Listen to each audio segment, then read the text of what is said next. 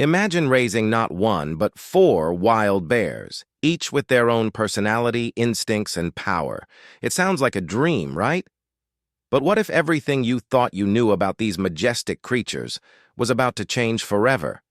When the bears gathered for their weekly ritual, something unexpected happened. A quiet moment of peace suddenly turned into a shocking, life-altering event that no one saw coming. What do you do when your closest companions turn into your greatest? Danger? This is their story, and it will leave you questioning everything you know about nature. For years, Jack had lived a quiet, unassuming life in the heart of the woods. A man of few words, he found solace in the company of his animals, especially the bears. He didn't start out as their caretaker. They'd come to him, orphaned and scared, seeking refuge in his remote cabin. What began as a simple act of kindness soon turned into a bond no one could understand. Each morning, Jack would step out onto his porch, and there they were, his four bear companions, patiently waiting for him to begin the day. They'd follow him through the forest, an unusual parade of man and beast. There was a rhythm to it all, a harmony. To most, Jack's life would have seemed strange, even dangerous, but to him, it was everything. But there was a quiet unease growing beneath the surface. The bears weren't just animals anymore. They were something more, something unpredictable. Jack knew it, even if he didn't want to admit it. Something was about to shift, something he couldn't control. The weeks following their first meeting were a blur. Jack had always known the bears were wild, but this was something else. They weren't just his companions anymore. They had become creatures of unpredictable power. Their behavior shifted, subtle at first, then impossible to ignore. It wasn't just their size or strength that made Jack uneasy. It was something deeper, something raw. One evening, after the sun dipped behind the trees, Jack noticed it. The bears had gathered near the cabin, pacing back and forth in a way they never had before. Their eyes weren't the warm, familiar gaze they'd shared for years. No, there was something cold and calculating in them now. The largest of the four, a massive grizzly named Samson, was the first to growl. It wasn't the playful growl they'd always used when Jack fed them, but a low, rumbling warning. Jack stood frozen on his porch, heart pounding. The air felt thick, as if the very forest around him was holding its breath. He took a cautious step forward, calling out to Samson, but the bear didn't budge. In fact, the other bears began to follow his lead, circling him like they were preparing for something he couldn't quite understand. Suddenly, a shout broke the silence. It was coming from the road. Jack, what the hell's going on out there? It was Pete, the local sheriff. Jack's chest tightened. The last time Pete had come around, it was to make sure Jack's bears weren't getting too close to town. People had always been wary of them, especially after the rumors started circulating. Wild animals weren't meant to live like this, people said. They weren't meant to be this close, and Jack had always been the odd one, the man who lived with beasts instead of people. The sheriff's voice cracked through the stillness again. You need to get those animals under control, Jack. This is getting out of hand. His tone was laced with more than concern. There was judgment in it, the kind of judgment Jack had been running from for years. The bears had been sensing the growing hostility. Their unease mirrored Jack's own. For the first time, he questioned whether they were truly safe around him anymore. Was it possible for them to live side by side with humans and not eventually clash? As the sheriff's car pulled up to the driveway, Jack's thoughts raced. He didn't want to hurt anyone, least of all the bears, but what choice did he have?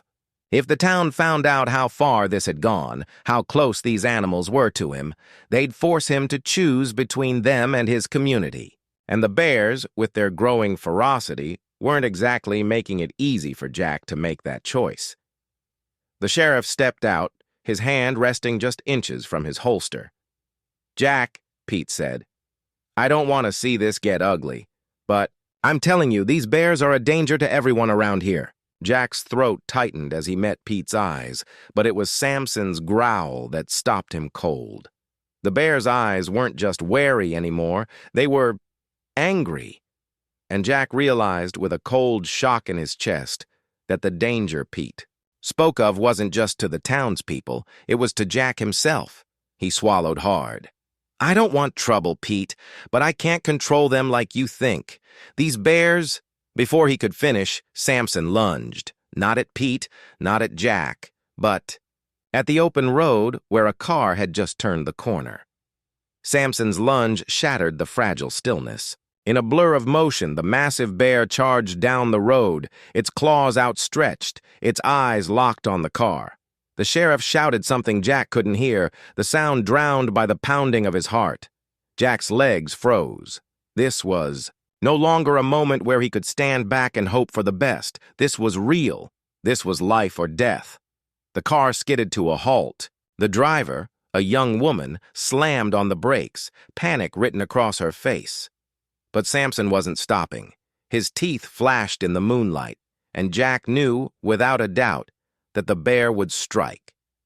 In that split second, everything, in Jack's world, his bond with these animals, his trust in their nature, his very existence, flashed before his eyes. He couldn't let this happen. "Samson, stop!" Jack screamed. But the bear wasn't listening. It wasn't just an animal. Now, it was an uncontrollable force. The woman in the car screamed as she threw it into reverse, her tires spinning in the gravel.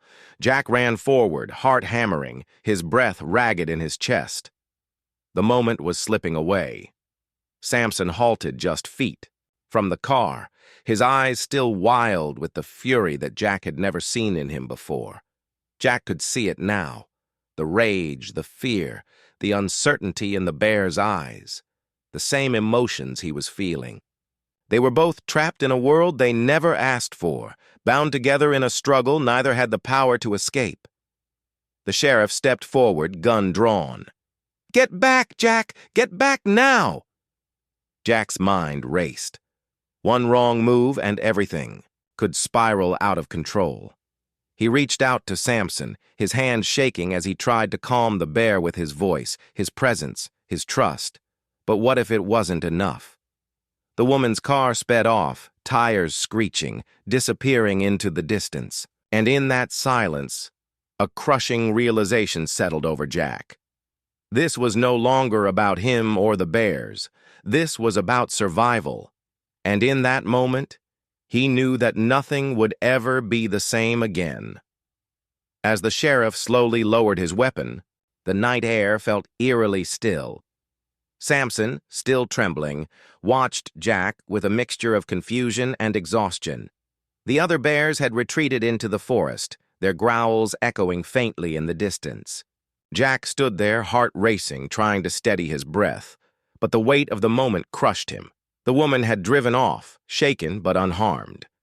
The sheriff's voice broke through the silence. "You can't keep doing this, Jack. Sooner or later, they'll hurt someone, maybe even you." Jack didn't answer. He couldn't. The bears had never been a threat before, not in the way people feared them. But tonight had changed everything. He wasn't just a man living with wild animals anymore. He was a man caught between two worlds. One where his connection to the bears was a bond of trust, and another where fear and misunderstanding ruled. But the world didn't care about his bond. It didn't see the years of care, the moments of quiet understanding between Jack and the bears. All the world saw was danger, fear, the unknown. And in that moment, Jack understood something deeper, something that extended beyond his own struggle. It was the same fear that shaped how people saw him, how they saw others who didn't fit the mold. It was the same judgment that painted people like him as dangerous, simply because they were different. Jack's heart sank. He wasn't just fighting for his bears. He was fighting against a world that only saw things through the lens of fear, a world where the misunderstood are pushed to the margins, forced to conform, or face the consequences. He turned away from the sheriff, his mind clouded with a mix of anger and helplessness. As the sheriff's truck drove off, Jack looked down at Samson, who was now sitting quietly beside him. The bear's presence was a reminder that there was still trust in the world, still the possibility of peace. But Jack knew he couldn't hold on to that peace forever. The world was changing. And so, too, was the life he had built with the bears. The question now was, how long would it take for the world to realize that we're all just trying to survive? How long until we stop fearing what we don't understand and start embracing it?